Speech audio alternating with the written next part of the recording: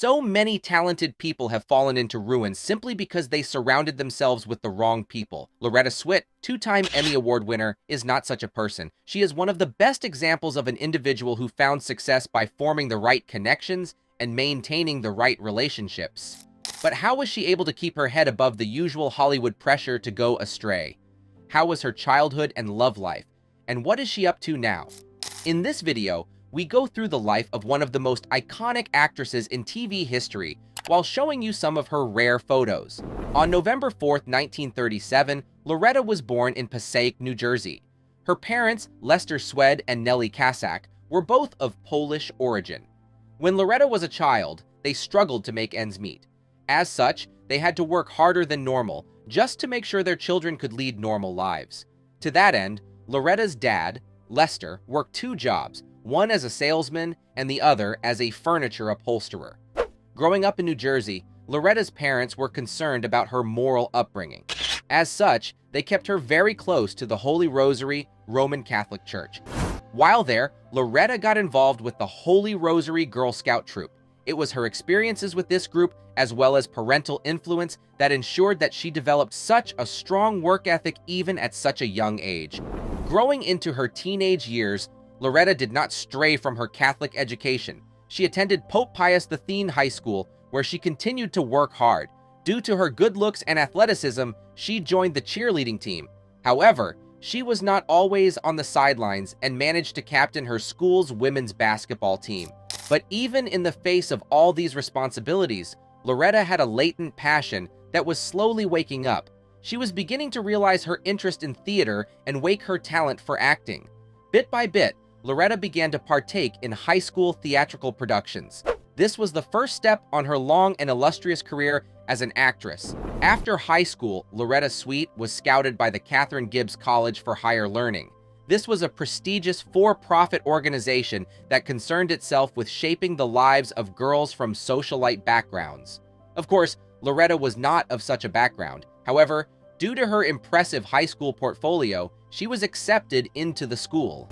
This proved to be an outstanding move for Loretta because while there, she formed so many meaningful connections. As a result, the moment she graduated, she was swamped with job offers from multiple individuals and institutions.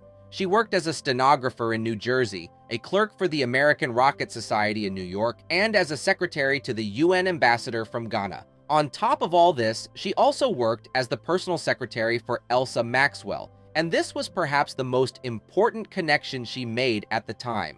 Born in 1883, Elsa Maxwell was an American writer, gossip columnist, songwriter, screenwriter, radio personality, and professional hostess. Due to her background, she was firmly entrenched in the high society of the Golden Age.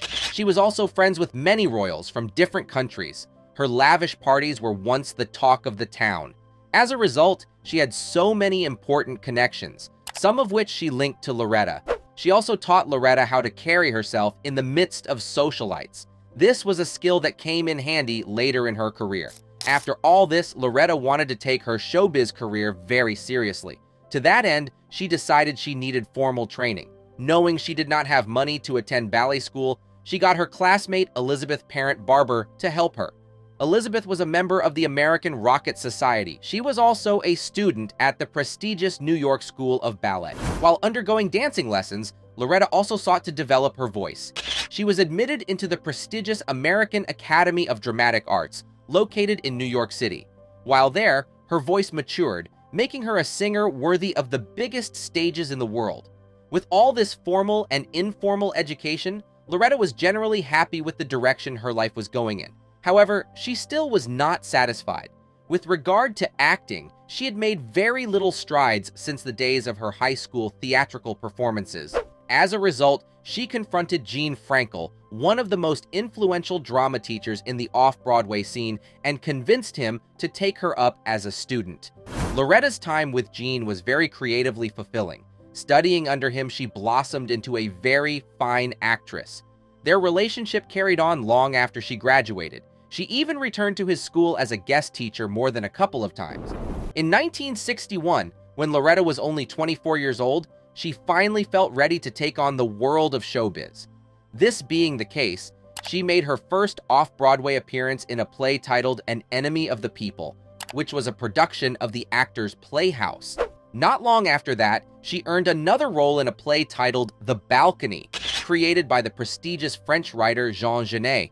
For most of the 60s, Loretta's theatrical career didn't explode in quite the way she had hoped. Sure, she got a few roles here and there, but nothing that made her into a star.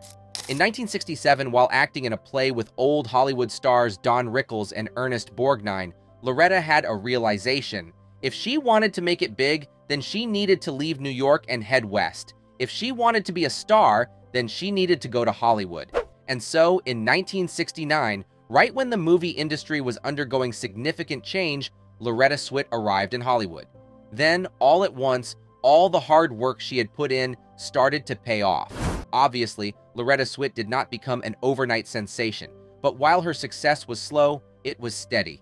By the time she appeared in Hollywood, she had matured into a talented and beautiful blonde woman with a pretty smile and a twinkle in her eye.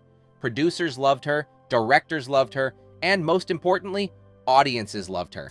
With TV taking over movies, Loretta's first appearances were in a couple of popular and prestigious hit shows. These included Hawaii Five-0, Mannix, Gunsmoke, and Mission: Impossible. While Loretta was not the star of any of these shows, she made an impact in all of them, boosting her popularity and attracting the attention of even more producers. Then, in 1972, her big break arrived. 2 years prior, in 1970, Robert Altman directed an adaptation of a popular novel known as MASH. The movie was such a hit that CBS decided to adapt it into a TV series. Loretta Swit was lucky to land the role of the hot, extremely capable nurse, Major Margaret Hot Lips Houlihan. This caused her popularity to surge significantly, making her one of the most recognizable faces in America. MASH was such a hit that even today, it is considered a core part of the American TV canon. It is typically mentioned among such shows as I Love Lucy, The Golden Girls, The Twilight Zone, and Sesame Street. It ran for over 10 years, from 1972 to 1983. In fact, its series finale was watched by an estimated 106 million Americans. One of the highlights of the show was, of course, Loretta's character, Margaret. Though the character was written to be cold and detached, Loretta brought a sensibility to the role that softened the character and made her very relatable. For her effort, Loretta was awarded 2 Emmy Awards. She was such an icon in the role that these days she is virtually synonymous with the character. For all of Loretta's triumphs, her career was not without its disappointments. One of the biggest, most embarrassing, and most publicized events in her life is her affiliation with the TV show Cagney and Lacey. In 1981, as MASH was in its final lap, Loretta wanted to take on a new show, something that would be fun, make good use of her talents, and keep her on primetime TV. As such, she auditioned for the lead role in Cagney and Lacey, an upcoming TV police procedural.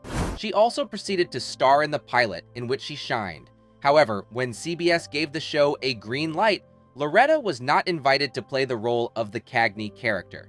Due to her prior contractual obligations, CBS gave the role to another actress, Meg Foster. To make matters worse, Meg only stuck around for 6 episodes. However, even then, CBS did not give the role to Loretta. They called upon another actress, Sharon Gless, who took over the role for the rest of its 6-year runtime. Loretta was graceful enough to take this disappointment in stride. Despite not being the outcome she hoped for, she still managed to make things work out for herself. Throughout the 80s and 90s, she made many guest star appearances in TV shows. She also starred in over 10 movies.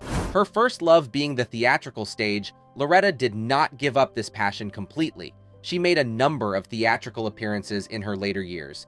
Most notably, she played the role of Mamie in the North Carolina theater production of the beloved musical. With regard to her personal life, Loretta is very restrained. Though she was desired by many, she never did anything too wild. For one, she was linked with bad boy musician Bill Hudson. The two dated for a while, yet they never married or had any children. Incidentally, Loretta's one husband was someone she met on the set of MASH. Actor Dennis Holohan played a Swedish diplomat whom Loretta's character had a thing for. First, their TV characters fell in love. Then, they proceeded to fall in love as well. The two were together for about 12 years, Not many actors can claim to have had the kind of structured and fruitful career that Loretta Swit has. Due to her work across the stage and the TV screen, she will always be remembered. She is someone who knows how to take care of herself on all levels, and it shows. Were it not for the strong relationships she forged over the years, her career would have likely gone nowhere. Today, Loretta is still alive. She spends most of her time knitting and advocating for animal rights. She has even written 2 books so far, focusing on her new preoccupations. Talk about a multi-talented superstar. If you enjoyed this video, there's a good chance you'll also enjoy the one showing on your screen right now. Click, enjoy, and don't forget to subscribe to the channel. See you on the next one.